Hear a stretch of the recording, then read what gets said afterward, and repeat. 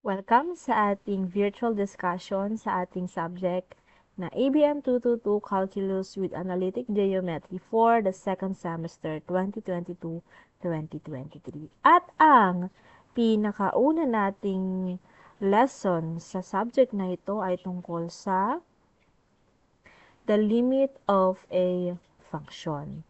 Pero bago natin simulan ang topic natin sa limit of a function, magkaroon muna tayo ng konting background about what is a calculus. And for your information class, calculus is a branch of mathematics which started to develop in the 17th century. And we have two um, amazing mathematicians that has a great contributions dito sa tinatawag natin ngayon na calculus. At sila ay si Sir Isaac Newton at saka si Wilhelm Leibniz. Alright. They are not actually uh, what do you call this? Hindi sila nagsabay, hindi sila nagtandem, hindi sila nag-join force to create or to develop this so-called calculus. Pero they work independently from each other. But amazingly, they created calculus at about the same time. No? Hindi sila nag-usap, hindi sila nag nagtulad in Ilocano. But halos at the same time, na-create nila or nagkaroon sila ng contributions sa kung anong merong calculus tayong tinatawag sa ngayong panahon ng sa panahon natin ngayon. So, yung invention ng dalawang great mathematicians na ito, nagkaroon ngayon ng important applications in almost every field of study that uses mathematics. Okay? So, meron tayong calculus. Ngayon, ang word calculus na ito is derived from the Latin word for stone or pebbles. Why stone or pebbles? Kasi, as you know, during ancient times, wala pa naman tayong mga real numbers na tinatawag. No? They were using stones or pebbles. That is during ancient times. They were using stones or pebbles sa pagbibilang. Okay? So, ibig sabihin yan, ang calculus roughly means a method of calculation. Kaya naman yung technique ng calculation na na-develop ni Sir Newton at saka ni Sir Leibniz was undoubtedly remarkable, so much na tinatawag na natin siya ngayon as calculus. Siguro from the word calculate, something like that, no? Kasi it is roughly means a method of calculation. That is why it is calculus. Okay, so now here sa ating pag-aaral ng calculus class, ang pinakaunang importanteng konsepto na dapat nating pag-aralan ay tungkol sa konsepto ng limit. Kaya naman ang pinakauna nating lesson for this subject is all about the limit of a function. Ano nga ba ang konsepto ng limit? Well, na-try nyo na ba? No? Especially sa mga kakagaya kung malalabo ang mga mata, mahina ang paningin. Kahit ang laki-laki, let's say sa mga billboard sa daan, especially sa Manila, no? Dami-dami mga billboards or sa mga syudad. So, kahit ang laki ng billboard, pero nasa malayo ka, hindi mo makikita yung image or yung message na nandoon sa billboard, right? So, what are you going to do now? Siyempre, lalapit ka't lalapit, di ba? Lalapitan mo yung kung saan pwesto nakalagay yung billboard na yon para mabasa mo at makita mo ng malinaw kung ano yung nakalagay doon sa billboard na yon. Okay?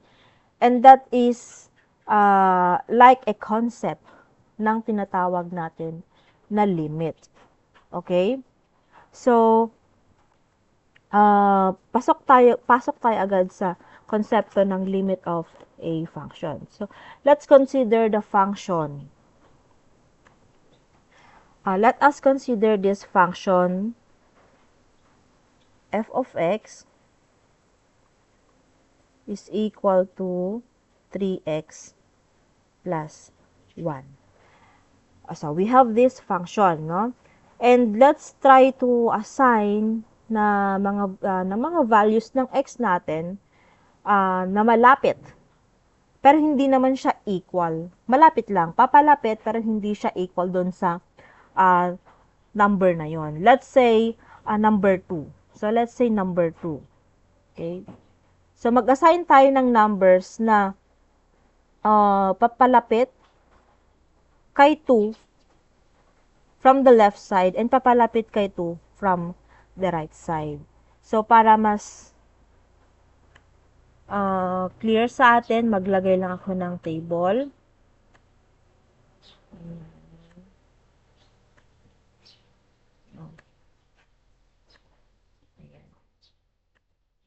So, type ko na lang para mas madali. So, let's say, yung mga i-assign natin na mga numbers ay 1.5. From the left ito papuntang 2. Papalapit kay 2. 1.5, 1.89, 1.999. So, yan papalapit yan kay 2. So, ngayon naman, lagpasan natin konti si 2. 2.009. Kasi sabi ko kanina, mag-assign tayo ng values ng x. Pero, hindi siya mag-equal kay 2. So, labsan tayo lang konti ni 2. 2.05, 2.160, or 16, and 2.3. Ayan. So, we have now values of x na naka-assign na papalapit kay 2, papunta kay 2 from the left side, let's say, and papalapit kay 2 coming from the right side. Okay? Pero hindi siya equal kay 2. Okay. And if we are going to compute now, syempre, di ba, kapag mag-evaluate tayo ng function, all we need to do is to substitute these values one by one sa ating function na 3x plus 1 to get the value of our y or yung ating f of x. Okay? So, if we will compute 3x, so unahin natin, 3x plus 1, so unahin natin si 1.5, 3 times 1.5 plus 1 will give us 5.5. Therefore, our value here will be 5.5. Next, 1.89. So, 3 times 1.89. Ito, nagsusubstitute pa lang tayo. Pinapalitan natin isa-isa yung value ng x para makuha natin kung ano ba yung value ng ating y or yung ating f of x. So, 3 times 1.89 plus 1 will give us an answer 6.67. Therefore, ang lalagay natin dito ay 6.67.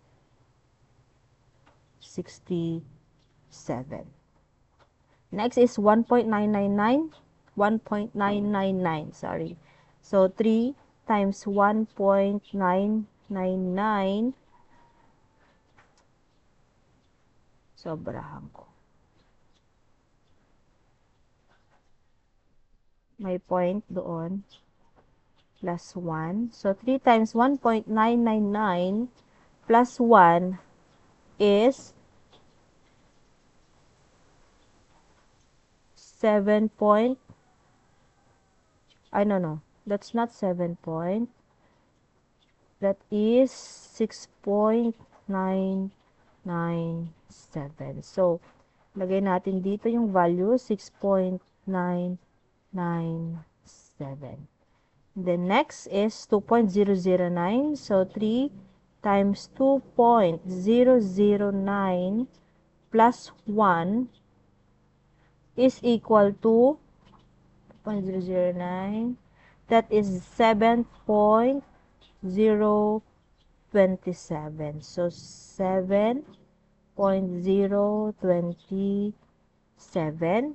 And then, 2, burahin ko muna ito.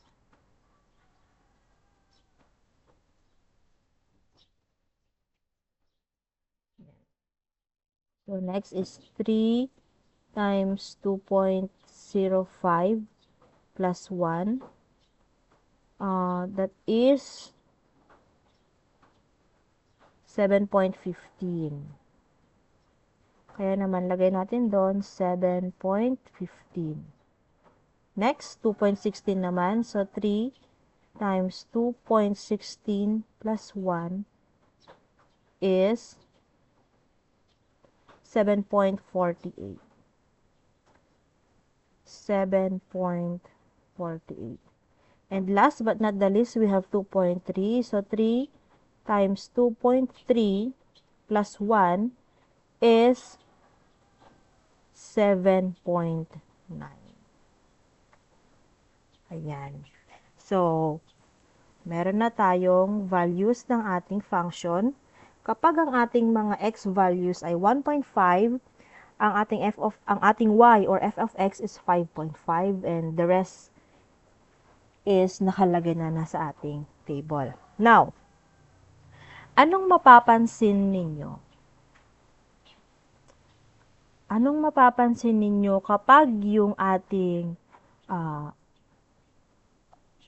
x values dun sa first row natin, kapag yung x values natin ay papalapit sa number 2, pero hindi siya equal to 2. Ano yung mga values na mapapansin ninyo sa ating f of x or sa ating y values kapag papalapit yung x sa 2? 'Di ba? Isn't it obvious na kapag papalapit sa 2 yung ating mga numbers, saang value anong value yung ina-approach ng ating f of x? That is 6.9, that is 7. So, pag niround off natin itong 6.997, and syempre si 7, din mo naman yan may round off, diba? So, pag ang ating x values ay papalapit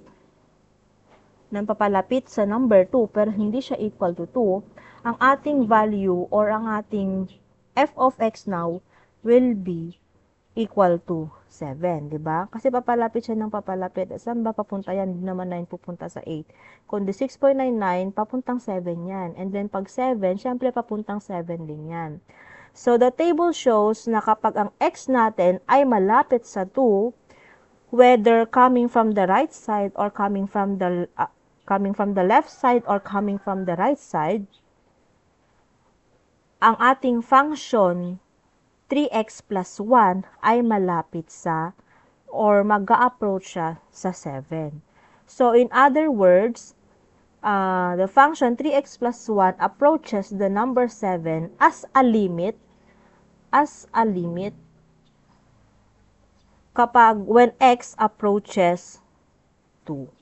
Okay? So, the abbreviated symbolic form for this statement ay ganito. Or lalagay natin siya, we may also say na the limit of 3x,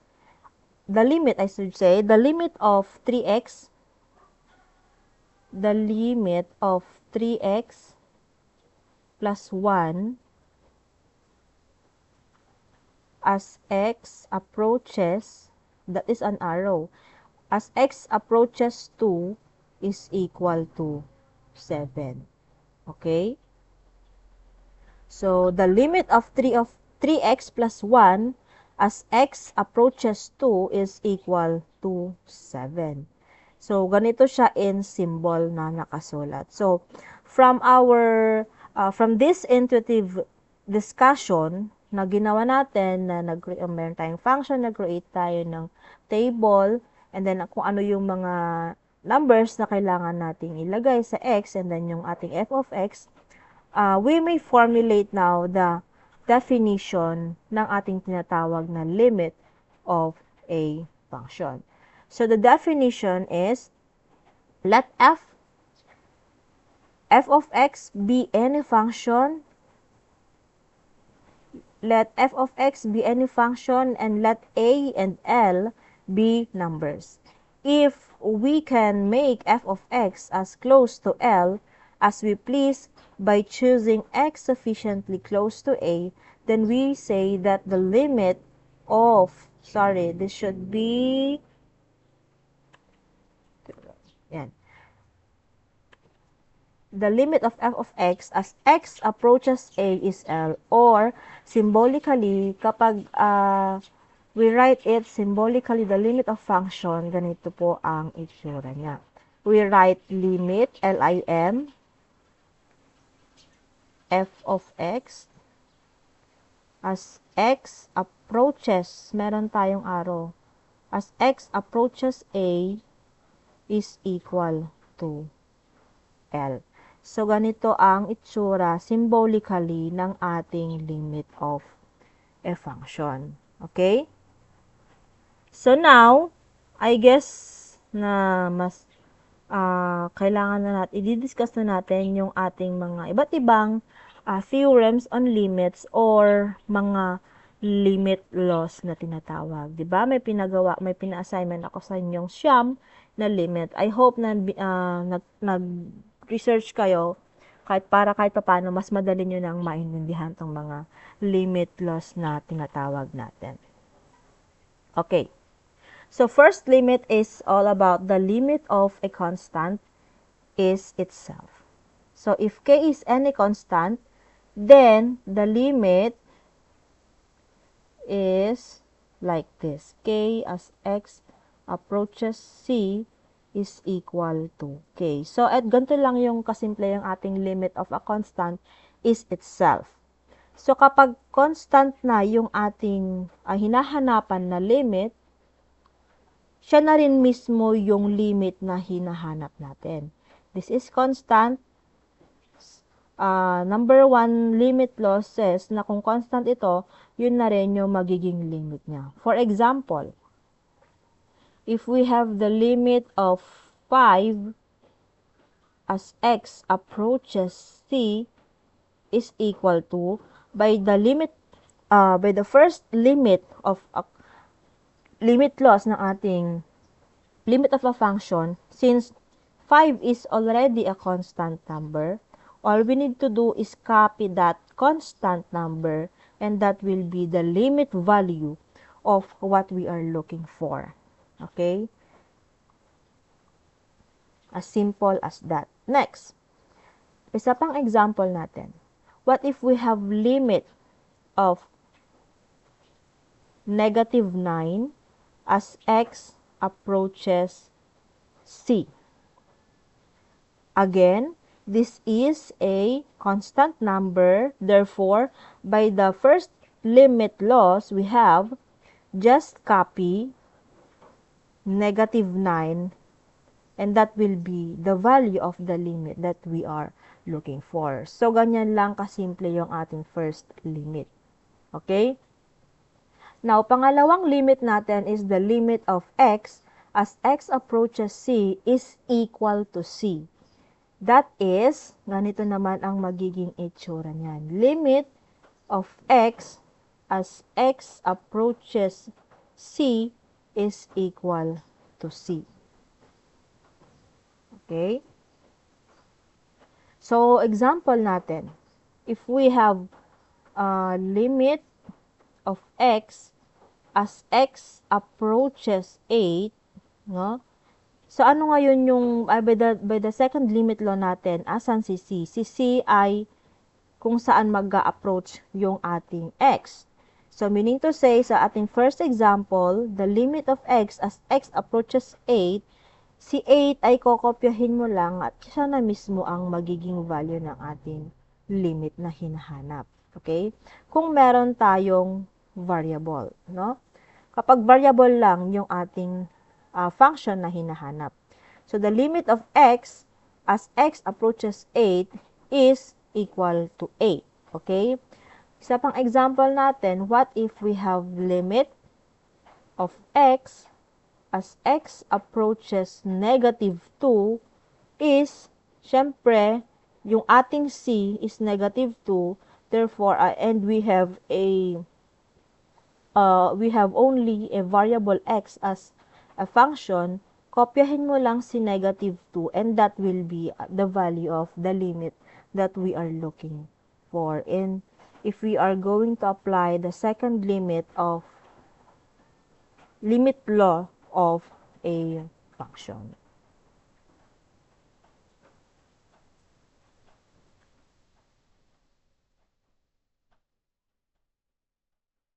Okay, so let's continue the discussion sa ating pangalawang recorded discussion dahil it's already 20 minutes. Mahirap mag-upload na mga videos kapag more than 30 minutes na kasi. So, let's continue the third law, limit laws doon sa ating susunod na discussion.